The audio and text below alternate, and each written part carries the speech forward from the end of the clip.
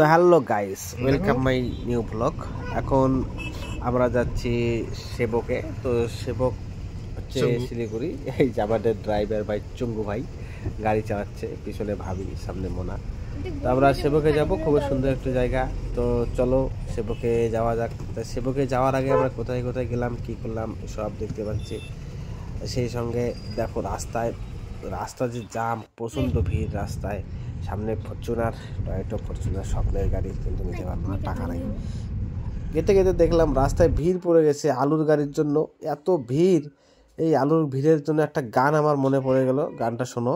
আমার সোলেমন মামু গাছে আলু জমি কন্ট্রাক্ট নিয়ে, আমার সোলেমন মামু গাছে আলু জমি কন্ট্রাক্ট নিয়ে, আরে আলু এবার লাভ হবে খুব সেই কথা ভাবিয়ে।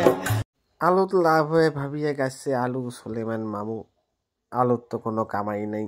এত আলুর লম্বা লাইন পড়ছে, প্রায় 2 কিলোমিটার। এই আলুর লাইন পার হয়ে কোনোভাবে চলে এসেছিল শিলিগুড়ি আলামিন মিশন। এই আলামিন মিশন একটি শিক্ষা আবাসিক প্রতিষ্ঠান। আলামিন মিশনে ভাস্তাকে অ্যাডমিশন করে দেওয়ার জন্য আসলাম। খুবই সুন্দর একটি, আপনার বাচ্চার ভবিষ্যতের জন্য একটি ভালো জায়গা। তারপরে চলে আসলাম কিয়া শোরুম। কিয়া শোরুমে আসার একটাই উদ্দেশ্য, কিয়া সাইরস নতুন লঞ্চ হয়েছে, খুবই মানে কম দামে একটি প্রযুক্তিকর গাড়ি।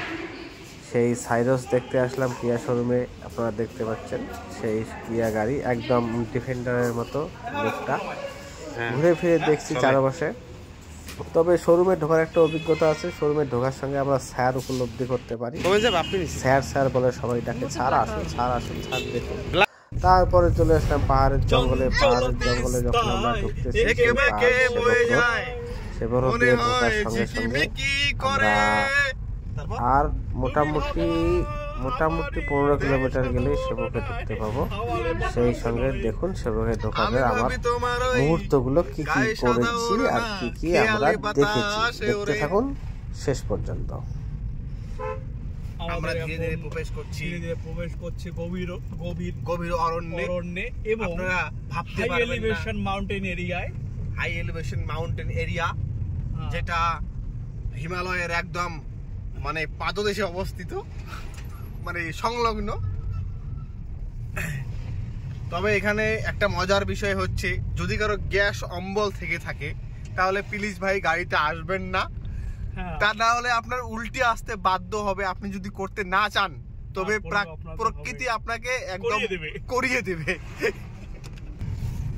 বোঝা যাচ্ছে না, মনে হচ্ছে রাস্তাটা সমতল, কিন্তু আমরা ধীরে ধীরে একটা করে টার্নিং নিচ্ছি আর আমরা মোটামুটি 50 মিটার উপরে উঠতেছি।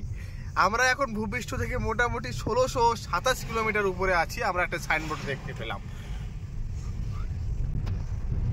এখানে অক্সিজেনের অভাব দেখা যাচ্ছে। এটার কারণ হলো, যতই উপরে উঠতে থাকবে বাতাসের টেম্পারেচার, উষ্ণতা কমে যাবে এবং অক্সিজেনের অভাব ঘটবে। হ্যাঁ, আমি এটা উপলব্ধি করতে পারছি, কারণ আমার চোখের দুকোনা প্রায় লাল হয়ে আসতেছে। আমি সেটা বুঝতে পারলাম আমি লুকিং গ্লাসে দেখে। সেই সঙ্গে আমার সঙ্গে রয়েছে দুটো ছোট ছোট শিশু, ওনাদের মুখে আমরা অলরেডি নাবালক শিশু। এই যে এরা বাদর, এরা হচ্ছে বাদর। এই দেখুন কত উঁচুতে রয়েছে, ঠিক আছে। এই সমতল থেকে, এটা সমতল বলা যাচ্ছে না, এটা ভূপৃষ্ঠ থেকে বললামই 1627 কিলোমিটার উপরে। তার থেকে আবার উপরে দেখুন, আমরা কিছু দূর যাওয়ার পরে দেখতে পাবো সেই প্রাকৃতিক সৌন্দর্য, ঝর্ণা।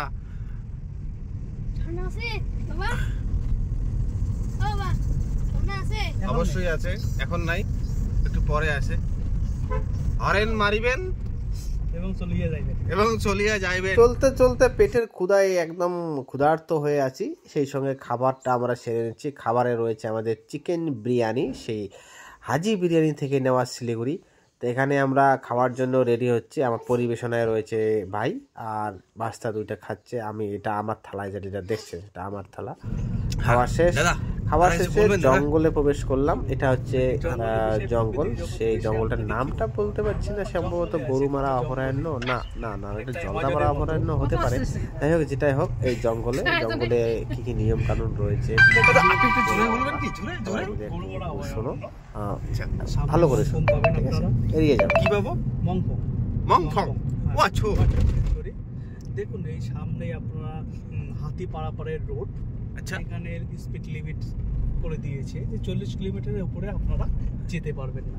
তো আপনারা অবশ্যই এটা মনে রাখবেন, যখন এই রোডে আপনারা যাবেন গাড়ির স্পিড যেন আপনাদের মিনিমাম 40 স্পিড থাকে। তো এখানে গাড়ি দাঁড় করার মতো কোনো অপশন নেই। এই বোন আমার দাঁড়িয়েছে, কিন্তু আনএডুকেটেড পারসন। আচ্ছা আচ্ছা বুঝলাম। সামনে আপনারা বোর্ড দেখুন, চিতাবাঘ, পিকক, বানর, সবকিছু। আপনারা বানরকে খেতে দেবেন, কিন্তু আপনি দূর থেকে দেবেন, কাছ থেকে দেবেন। তো এরপরে আমরা গভীর অরণ্যে প্রবেশ করেছি। হাই ডিপলি ফরেস্ট, চারিদিকে এই অরণ্য, প্রকৃতির বুকে আমরা যেন বিসর্জন হয়ে গেলাম। আচ্ছা দাদা, দেখতে পাচ্ছ ধীরে ধীরে টেম্পারেচার অনেকটা কমে যাচ্ছে। হ্যাঁ, টেম্পারেচার কমার কারণ আছে, আমরা যত এলিভেশন, সি লেভেল থেকে আমরা উপরে দিকে যাচ্ছি। আচ্ছা আচ্ছা, হ্যাঁ, একটু পরে আমরা সেবক পাবো, সেবক মোড়। হ্যাঁ, তো আপনারা দেখুন সামনে আমাদের ফরেস্ট গার্ড বসে আছে। ভাবলাম বেটাকে লাগিয়ে দেবো নাকি। যাই হোক, আমাদের দাদা এখন এখানে বিশ্রামত অবস্থায় সুন্দর করে ঘুম পাচ্ছে, হাতে দুনালা বন্ধ। আমিও এই গাড়ি একটু